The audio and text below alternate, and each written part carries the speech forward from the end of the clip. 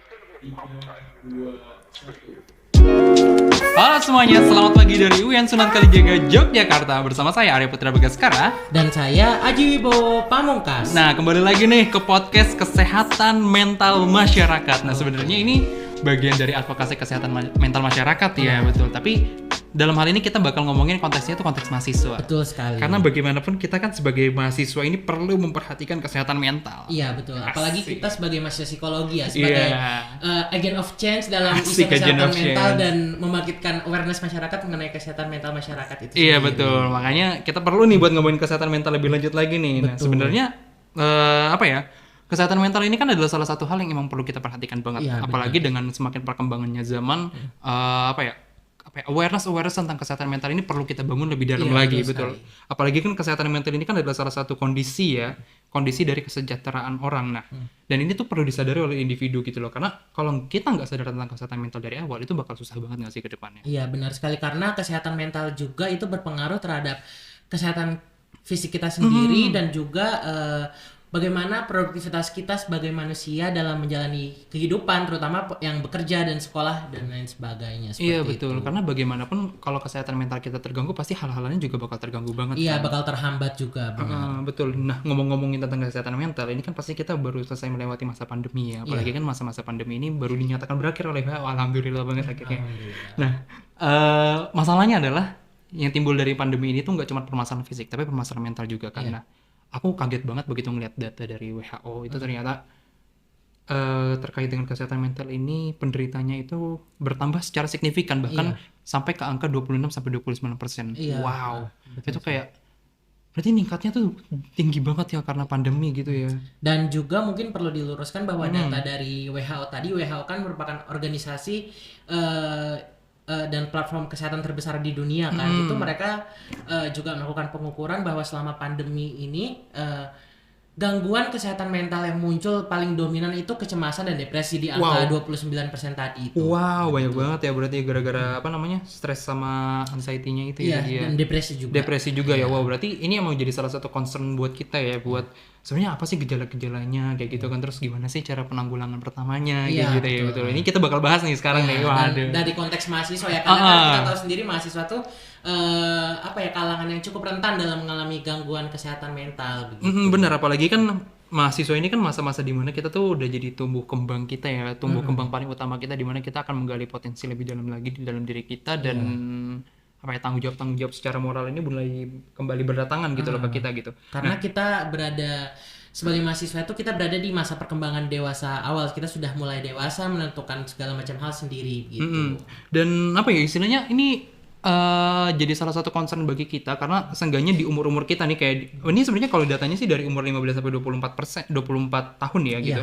Nah, itu seenggaknya mahasiswa itu ngerasain nih yang namanya salah satu dari kecemasan, ada salah satu dari permasalahan mental kayak kecemasan, gangguan mood atau mungkin stres depresi. Ini itu sampai ke angka 35%. Berarti kan itu chance buat kita menghadapi hal tersebut atau kena hal tersebut berarti tinggi banget dong. Iya benar, dan mungkin aku perlu meluruskan bahwa data yang tadi kamu bilang itu terjadi di Indonesia kan ya. Wow. Ya, betul, itu terjadi di Indonesia dan data menurut dari Riskesdas. Riskesdas itu adalah riset kesehatan dasar nasional yang dibuat oleh Kementerian Kesehatan Republik Indonesia secara rutin dan terakhir itu dilakukan tahun 2018 dan menghasilkan data bahwa individu di Indonesia dengan umur 15 sampai 24 tahun mengalami peningkatan yang paling signifikan dalam mengalami gangguan kesehatan mental dibanding individu di rentang usia di atasnya ataupun di bawahnya. Oh, berarti bisa dibilang itu dari umur-umur remaja akhir sampai dewasa awal ya. Iya, Itu peningkatan drastisnya ya. Tapi mungkin kalau misalnya kita bisa analisis lebih dalam lagi emang bener-bener kayak apa ya?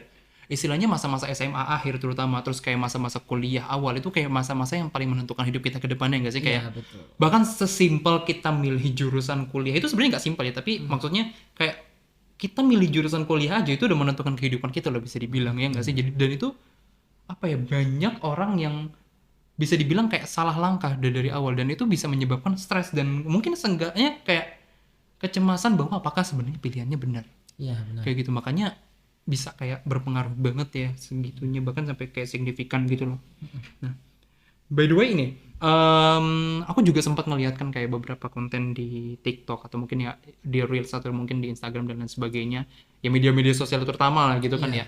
Itu banyak banget aku temuin orang-orang yang ngupload tentang depresi, stres, cemas kayak gitu ya. Bahkan itu hal yang mungkin mereka publish gitu aja gitu loh. Itu Iya, kan berarti menandakan bahwa mereka tuh sebenarnya lagi nggak baik-baik aja kan. Iya benar, bahkan mungkin kalau di sekitar kita ya sebagai mahasiswa UIN kan biasa itu di zaman sekarang itu remaja pengguna media sosial kan rata-rata remaja kan, Iya, kan ada betul. buat platform akun seru-seruan gitu lah biasa instansi gitu sih apa sifatnya kayak di kampus mana gitu. Nah kebetulan di UIN ada akun random nih namanya Curhatan UIN Suka Oh, juga iya, kan. iya, iya, Nah, tahu, platform tahu, juga tahu. itu kan akunnya dia suka merepost curhatan-curhatan mahasiswa Betul. UIN yang anonim kemudian di repost ulang Di-repost kan. Jadi ulang.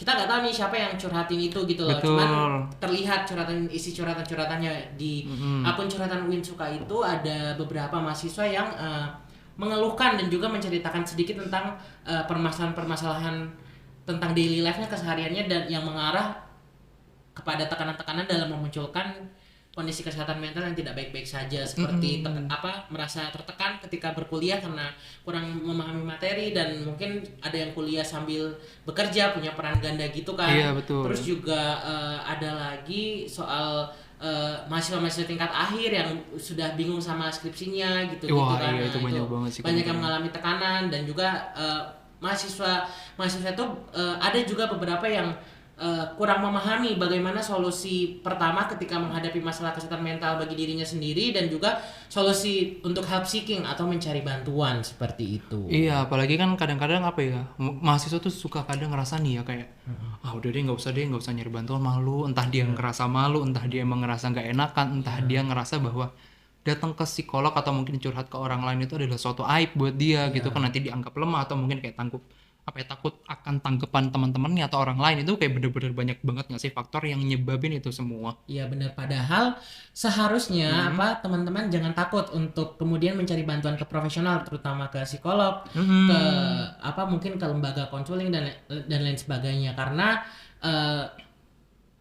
kami juga menemukan data bahwa ada beberapa kejadian yang mungkin cukup mengagetkan bagi mahasiswa-mahasiswa di Jogja karena kan Jogja tuh kota pelajar yang image-nya tuh damai, nyaman untuk belajar, tapi ternyata kejadian-kejadian ini tuh ada gitu loh kayak kejadian-kejadian bunuh diri dan yang dari sejak tahun 2022 itu kejadiannya sudah terjadi beberapa kali dan ada di beberapa kampus di Jogja.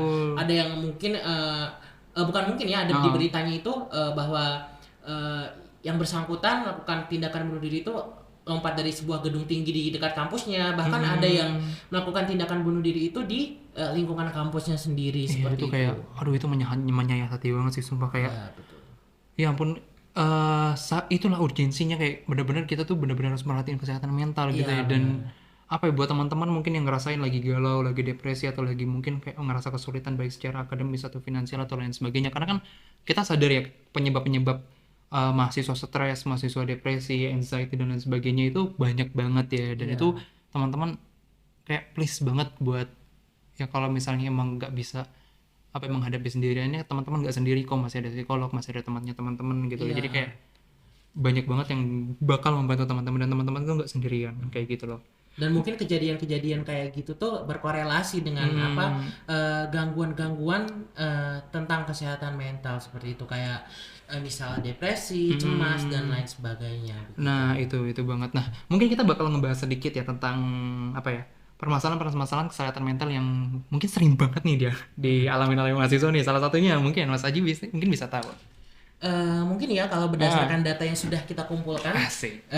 dalam untuk membuat podcast advokasi kesehatan mental masyarakat ini, gangguan mental yang cukup sering dialami oleh mahasiswa itu adalah depresi dan juga kecemasan. Mungkin kalau depresi itu adalah gangguan suasana hati atau mood yang ditandai dengan perasaan sedih yang mendalam dan kehilangan minat atau ketertarikan terhadap hal-hal keseharian kayak produktivitas, terus mungkin malas ngapa-ngapain dan lain sebagainya. Terus juga ada kecemasan. Kecemasan itu adalah perasaan yang timbul ketika kita khawatir atau takut akan sesuatu. Iya, jadi sebenarnya untuk kita bisa tahu apakah sebenarnya kita mengalami depresi atau kecemasan kayak gitu, pasti ada gejala-gejalanya ya kan. Dan mungkin ini kita bisa tahu dari gejala-gejalanya, kayak misalnya contoh misalnya depresi nih. Nah kalau misalnya teman-teman ngerasa kayak aduh kayak gampang banget nih kehilangan energi, kayak dikit-dikit males, dikit-dikit mager mau ngapain, terus kayak aduh nggak nafsu makan kayak Kemudian gitu kan. sedih, Nah sedih iya berkepanjangan. sedih. Terus gangguan tidur, kayak susah banget tidur. Nah itu teman-teman harus hati-hati loh, bisa jadi ya. Iya. Itu bisa jadi adalah gangguan depresi loh teman-teman. Makanya apa ya, mungkin dari kalau misalnya teman-teman mulai ngerasain dari beberapa gejala ini, dan ini gejalanya itu terjadi secara berkelanjutan. Ingat ya, berkelanjutan ya teman-teman. Itu teman-teman udah harus mulai berhati-hati, udah mulai ada red flag tuh di situ ya, kalau istilah zaman sekarang ya, red flag. Iya. Nah itu harus hati-hati tuh teman-teman. Bisa jadi itu juga gejala depresi ya, atau mungkin kayak kecemasan kayak gitu, Merasa kecemasan. gelisah, terus juga khawatir berlebihan, dan mungkin sulit berkonsentrasi ketika ini karena konteksnya mahasiswa ya, mungkin ketika berkuliah menerima materi dari dosen mulai sulit berkonsentrasi dan merasa gelisah seperti itu. Nah, ketika misalnya kita udah mulai ngerasa khawatir, gelisah dan lain sebagainya, wah itu hati-hati, itu bisa jadi itu gangguan kecemasan. Iya benar. Ah, Tapi mungkin perlu digarisbawahi ya teman-teman, bahwa bagaimana kita merasa depresi dan cemas itu jangan sampai kita melakukan diagnosanya sendiri, atau mungkin istilah psikologisnya self-diagnose. Karena self-diagnose merupakan sesuatu hal yang berbahaya. Dan Betul. bisa saja teman-teman itu merasakan depresi atau kecemasan bukan secara nyata, tapi itu hanya persepsi yang kemudian diproyeksikan menjadi sesuatu yang nyata dan akhirnya beneran kejadian, padahal mungkin aslinya tidak seperti itu. Nah. Diagnosa depresi dan kecemasan itu hanya secara sah dan legal ketika ditegakkan diagnosisnya oleh seorang psikolog atau psikiater. Jadi yang paling benarnya adalah teman-teman ketika ingin mengetahui tentang depresi dan kecemasan itu, ya teman-teman diharapkan untuk pergi ke psikolog untuk konsul dan juga mengetahui bagaimana kondisi teman-teman saat ini dan juga treatment yang tepat dan kira-kira bisa dilakukan kepada teman-teman seperti itu. Jadi di sini kita menyampaikan tentang faktor resiko dan gejala. Ini perlu digarisbawahi, teman-teman tidak boleh self diagnose dengan informasi ini. Tapi teman-teman perlu dengan bijak, hanya untuk sekedar tahu saja. Jika ingin tahu kebenarannya, teman-teman perlu datang ke tenaga profesional seperti psikolog atau psikiater. Betul, karena mungkin kita tahu ya banyak ini banyak kejadian teman-teman self diagnose ini akhirnya mengalah kepada sesuatu yang salah kayak gitu. Bahkan kayak ngerasa dikit-dikit ngeliat internet kan, kayak ada banyak ya di internet kan kayak wah ini gejala depresi, wah ini gejala kecemasan. Iya betul, mungkin itu adalah gejala depresi dan gejala kecemasan, dan itu mungkin valid, tapi tetap kita membutuhkan tenaga ahli untuk menilai hal tersebut gitu loh. Karena gimana pun, bahkan seorang psikolog sekalipun itu kalau bisa ya kita datang ke sesama psikolog yang lain kayak gitu loh. Bahkan kayak untuk mendiagnos ya, karena kan bagaimanapun self diagnosis ini tetap bahaya teman-teman, mau gimana pun benernya, meskipun istilahnya nanti wah ini sesuai sama internet nih diagnosnya, ya sama, karena kan bisa jadi yang nulis masalah gejala itu juga sesama psikolog, tapi tetap kayak gitu. Makanya ketika teman-teman udah mulai ngerasain gejala ini, silahkan langsung datang ke tenaga ahli. Ya, betul sekali. Nah kalau misalnya nih, teman-teman nih kan tadi kita udah ngomongin gejala. Kalau misalnya teman-teman udah mulai ngerasain gejala, selain daripada datang ke psikolog, nah teman-teman nih bisa ngelakuin beberapa alternatif lain. Seenggaknya kalau seandainya teman-teman mungkin kesulitan secara finansial ya buat datang ke psikolog, atau mungkin kayak masih ngerasa ragu untuk ke psikolog. Nah ini kita bakal kasih tips beberapa hal yang bisa kalian lakuin ketika kalian mulai ngerasain gejala-gejala depresi atau kecemasan. Betul. Nah salah satunya apa tuh? Yang pertama adalah mencari dukungan dengan cerita ke orang yang tepat atau orang yang kita percaya. Betul. Seperti sahabat kita, mungkin kalau teman-teman dekat dengan orang tua, bisa cerita sama orang tua, atau mungkin yang anak rantau nih bisa telepon orang tuanya atau curhat ke kakaknya, ke adiknya. Intinya cari orang-orang yang tepat lah, karena ketika kita menceritakan hal yang sedang kita alami dan rasakan yang berkaitan dengan kesehatan mental kita kan pengennya tidak mau dihakimi, tapi kita pengennya entah didengarkan ataupun mendapatkan solusi, tapi pada umumnya inginnya didengarkan gitu. Jadi sebisa mungkin cari tempat cerita atau orang-orang yang tepat. Kalau misalnya teman-teman sudah tidak menemukan, ya balik lagi nanti ke tenaga profesional seperti itu. Atau mungkin salah satu alternatif lain. Nah ini dulu aku sering pakai nih waktu SMA. Jadi aku suka nulis diary, asik. Diary, asik. Kalau bahasa sekarang tuh adalah journaling, asik. Benar, journaling. Jadi sebenarnya diary sama journaling ini cukup mirip ya. Iya, betul. Mungkin bedanya kalau diary itu lebih ke menceritakan keseharian kita gitu kan, kalau trennya dulu. Kalau journaling ini fungsinya banyak, bukan cuma menceritakan keseharian, bisa jadi kita ingin mencatat apa perasaan yang kita sedang rasakan, dan kemudian itu tuh bisa jadi sebagai alternatif untuk mengekspresikan emosi yang sedang kita rasakan. Jadi emosinya kita nggak dipendam, karena emosi yang dipendam sendiri itu juga merupakan salah satu pemicu dari ini dapat terjadinya gangguan kesehatan mental. Betul, apalagi kan yang namanya kalau ketika kita terus-terusan buat memendam perasaan, ketika kita terus-terusan buat apa ya istilahnya, buat merasa bahwa diri kita nggak apa-apa padahal kita tuh sebenarnya kenapa-napa gitu kan. Nah ini adalah salah satu cara terbaik gitu loh. Kalau misalnya teman-teman kayak ngerasa aduh temanku lagi sibuk nih segala macam, nah ini boleh banget teman-teman bisa gunain untuk menulis jurnal. Sebenarnya menulis jurnal ini bebas, nggak ada format dan lain sebagainya. Ini bukan tugas ya, karena lagi Allah kita kan lagi nulis buat perasaan diri kita sendiri gitu loh. Masa iya perlu ada format-format nulis jurnal, kan nggak mungkin gitu loh ya kan. Nah, teman-teman juga bisa melakukan hobi yang teman-teman sukai nih. Misal teman-teman suka musik ya, bisa main gitar ataupun dengerin musik, mungkin nyanyi-nyanyi gak jelas di kamarnya atau di kamar mandi kalau misalnya nggak pengen diliatin orang kan. Atau mungkin teman-teman juga bisa melakukan kegiatan-kegiatan positif, dan ini juga masih berkaitan sama hobi sih, kayak berolahraga, bermain sepak bola. Misal teman-teman hobinya olahraga ya dan mulai merasa gejala stres atau cemas gitu, dan teman-teman merasa ketika berolahraga dapat menjadi suatu suatu upaya merilekskan diri, teman-teman bisa berolahraga, karena berolahraga itu merupakan hal yang dapat mempengaruhi mood kita juga. Wah iya gitu. benar banget. Apalagi kalau misalnya kita lagi stres banget nih habis itu, wah kalau misalnya lagi main futsal nih, tenang bola sekenceng-kencengnya itu enak banget. Kayak apa ya, itu benar-benar jadi pelampiasan yang luar biasa banget nggak sih. Jadi kita melampiaskan sesuatu ke hal yang positif, jangan sampai ke hal yang negatif gitu loh. Karena bagaimanapun kan kita untuk bisa melampiaskan emosi yang kita punya itu pasti ada dua cara ya, ada yang secara positif dan secara negatif. Yang pastinya tips-tips yang kita bagiin pada pagi hari ini itu pasti tips-tips yang positif. Betul sekali. Kita kan positive vibes dong jadi orang ya, tolong gitu kan. Nah terus teman-teman nih ketika kalau misalnya itu kan pasti kita suka kebingungan ya, kapan sih sebenarnya waktu yang tepat ketika kita mencari pertolongan kayak gitu. Nah teman-teman bisa ketika teman-teman udah ngerasain, contohnya ya ngerasain kalau stres cemas ini tuh udah bener-bener nyampe ngeganggu keseharian teman-teman, kayak bener-bener teman-teman itu seharian 2 hari 3 hari itu nyampe bener-bener nggak mau ngapa-ngapain, tugas terbengkalai, apa-apa terbengkalai. Nah itu sebenarnya udah jadi red flag loh buat teman-teman. Segera cari pertolongan kayak gitu. Udah jadi tanda-tanda. Betul, udah jadi tanda-tanda. Jadi sebaiknya kalau misalnya teman-teman udah ngerasain itu bener-bener udah ngeganggu fungsi harian, bukan fungsi harian bahasanya gila. Keseharian. Produktivitas, betul. Kalau udah nyampe ngeganggu produktivitas banget nih. Nah, itu mungkin bisa langsung segera nyari pertolongan, karena khawatirnya meskipun teman-teman udah ngelakuin hal positif itu tetap nggak bakal bisa melampiaskan dengan penuhnya kayak gitu. Makanya masalahnya tidak terselesaikan tapi hanya dijadikan sebagai pelarian. Betul. Kan nggak enak ya jadi pelarian ya. Aduh. Tapi ya maksudnya kalau misalnya udah nyampe ngeganggu kayak gitu, beneran langsung cari pertolongan deh. Atau mungkin semisalnya kayak udah ada indikasi kalau teman-teman mau mengakhiri hidup ya. Iya, gitu. Teman-teman juga ada pikiran yang aneh-aneh seperti ingin melukai diri. Terus yang dibilang Mas Bagas tadi kayak mengakhiri hidup, itu juga merupakan suatu indikasi teman-teman diharapkan dapat mencari pertolongan profesional. Iya, betul banget. Apalagi kalau misalnya nyampe aku pengen ngerusak gedung kayak gitu kan, pengen ngebakar rumah gitu. Waduh, jangan deh. Apalagi merusak diri kan, kalau istilah psikologinya ada namanya self harm. Betul. Melukai diri sendiri seperti suicide dan lain sebagainya, itu kan sangat disarankan untuk tidak boleh dilakukan karena akan berdampak negatif bagi diri kita sendiri. Iya, bahkan nggak cuma ke diri kita sendiri. Kalau itu mungkin kalau seandainya emang ke istilahnya kalau kita ngelukain diri kita sendiri, iya itu efeknya cuma ke diri kita. Tapi kalau seandainya nyampe ke tindakan-tindakan agresif yang lain, itu kan berarti nyampe nggak cuma ngerugiin diri kita sendiri tapi juga ngerugiin orang lain, kayak gitu loh. Dan bahkan berpotensi bahwa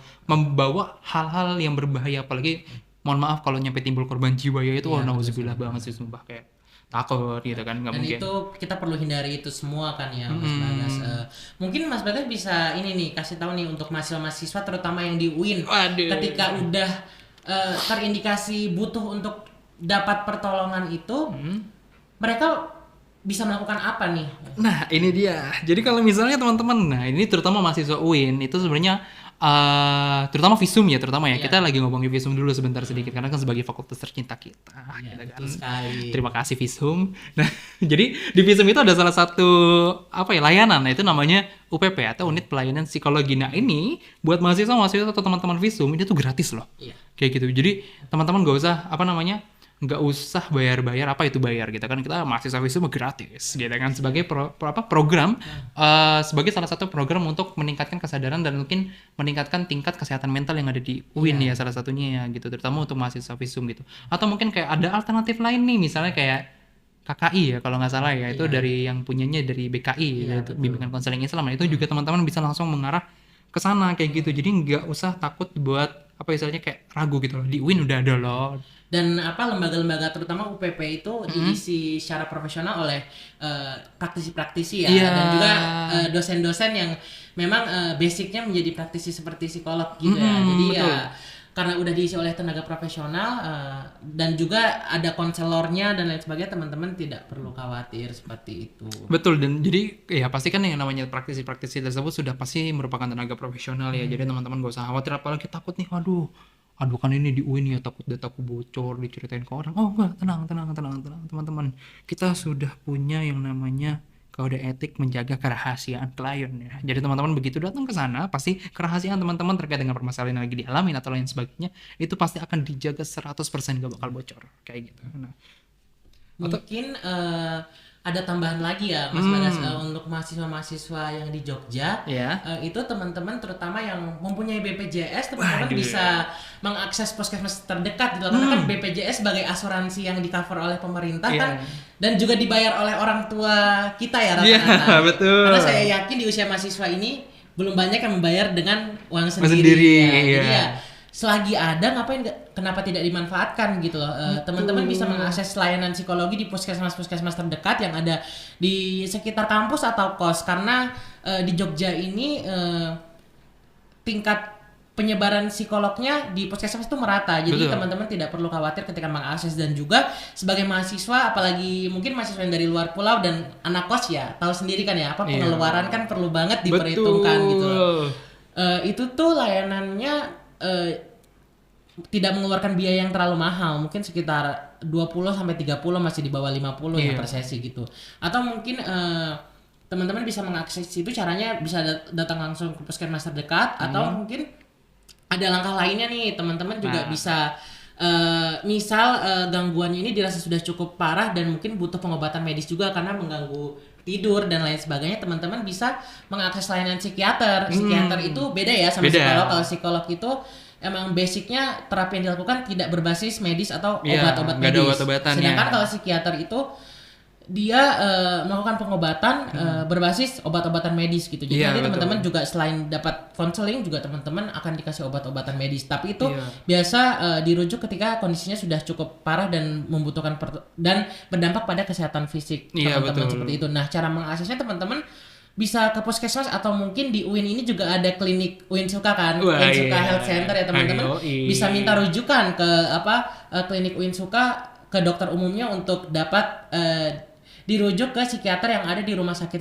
yang ada di sekitar UIN ataupun di Jogja ini. Karena layanan psikiater juga cukup banyak di Jogja, dan juga itu hitungannya masih gratis karena meminta rujukan dari Vaskes itu tidak memakan biaya, dari BPJS itu tidak memakan biaya gitu. Betul. Bagaimanapun kan BPJS adalah suatu layanan kesehatan yang udah disediakan pemerintah, dan pemerintah tuh berarti aware loh sama kesehatan mental gitu. Betul Bahkan sekali.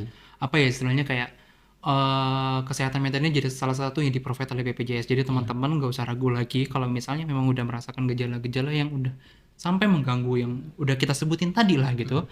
Nah, itu teman-teman bisa langsung datang ke layanan psikolog terdekat. Iya, betul sekali.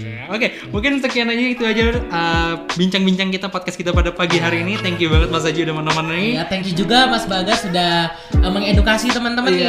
Dan diharapkan teman-teman setelah mendengarkan podcast ini mendapatkan insight dan lebih aware serta peduli terhadap kondisi kesehatan mentalnya sendiri maupun kesehatan mental teman-teman mahasiswanya yang ada di sekitarnya. Iya, betul. Jadi semoga aja ini udah nggak cuma mengedukasi diri kita sendiri, tapi juga mengedukasi teman-teman semua, dan teman-teman juga jangan lupa share ke teman-teman yang lainnya. Betul banget. Dan semoga aja kita bisa ketemu lagi ya di episode selanjutnya. Jangan lupa untuk tonton ini nanti di platform-platform yang bakal di-share di Visum kayak gitu. Jadi jangan lupa buat didengerin sampai habis, dan see you buat di podcast-podcast lainnya. Thank you semuanya. Terima kasih. Terima kasih.